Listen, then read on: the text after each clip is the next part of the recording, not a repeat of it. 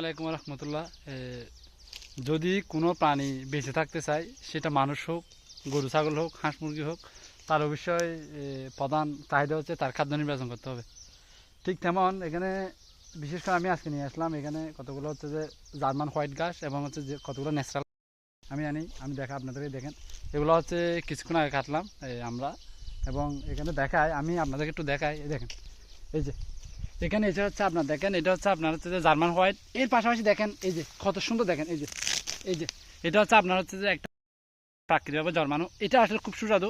এটা প্রতিটা এলাকায় দেখা যায়, রাস্তাঘাটে দেখা যায়। এটা দেখেন, এই দেখেন কত সুন্দর, দেখেন আমার একেবারে এক হাত মতো হয়ে গেছে এই গাছটা দেখেন। আর এটা হচ্ছে জার্মান হোয়াইট, একসাথে দুইটা গাছ দেখেন, একসাথে দুইটা গাছ কাটতেছি আমরা এবং এগুলোকে গরুকে দেবো। এই দেখেন এখানে অলরেডি কেটে ফেলছি, কিছু নিয়ে গেছি। এখানে আমরা আজকে 2 দিনের জন্য কাটলাম। আমি এদিকে দেখাই আপনাদেরকে।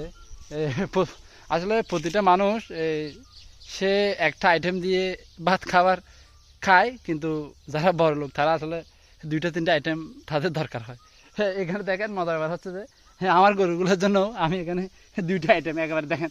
এই যে এটা এখানে একটা আইটেম আর এখানে একটা আইটেম, একসাথে 2টা আইটেম। হ্যাঁ, একটু বললাম আর কি মজা করে। দেখেন এগুলো হচ্ছে গাছ, আসলে এগুলো হচ্ছে প্রথম হারভেস্ট করতেছি আমি, সেজন্য একটু কম্পাউন্ড হয়েছে।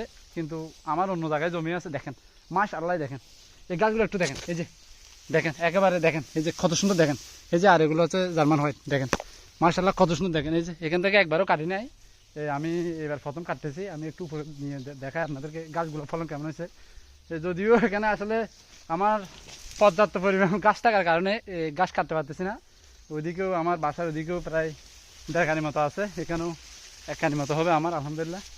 আমি দেখেন এই যে এই গাছগুলো একবারও কাটি নেই মাশাআল্লাহ। আপনারা দেখেন একটু, এই যে আমি ওদিকে যাচ্ছে কিনা আমি জানি না ক্যামেরাটা, দেখেন এদিকে দেখেন এই গাছগুলো দেখেন মাশাআল্লাহ। এগুলো আসলে কি বলবো, খুশি আর তাহারা আসলে ফলন এমনভাবে হবে আমি কখনো কল্পনা করি নাই। এই যে দেখেন একবার আমার মতো হয়ে গেছে গাছগুলো, দেখেন এই যে। আমি ওদিকে যাচ্ছি না, ওদিকে আপনারা হয়তো দেখতেছেন কিনা আমি জানি না, ওদিকেও আছে সবগুলো এমন।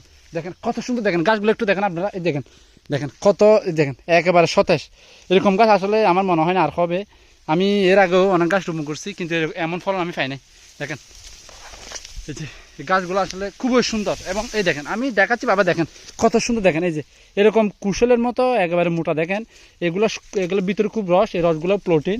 আর বিশেষ করে এই গাছের মধ্যে আপনার 12% প্রোটিন থাকে, 12%। আবার যেটা স্মার্ট নেভিয়ার আছে, আমি স্মার্ট নেভিয়ার রোপণ করছি, ওইখানে হচ্ছে আপনার 24%। তার মানে স্মার্ট নেভিয়ার এটা হচ্ছে ডাবল।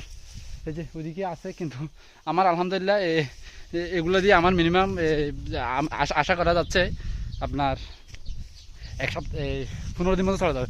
আসলে গরম বেশি, আসলে রোদ গরম খেতে আর তোয়াক্কা করা যাবে না। গরু তো আর না খেয়ে থাকতে পারবে না, ওদেরকে তো সবসময় খাবার দিতে হবে। এটা আর কি। দেখেন আমি ওইদিকে গেলাম, ওইদিকে আর ভিতরে যাচ্ছি না, ভিতরে গাছ বড় হয়ে গেছে, গেলে হয়তো আমি হাত কেটে যেতে পারি। এগুলো একটু ধারালো গাছ। এই যে দেখেন, সবাই দোয়া করবেন। আসসালামু আলাইকুম।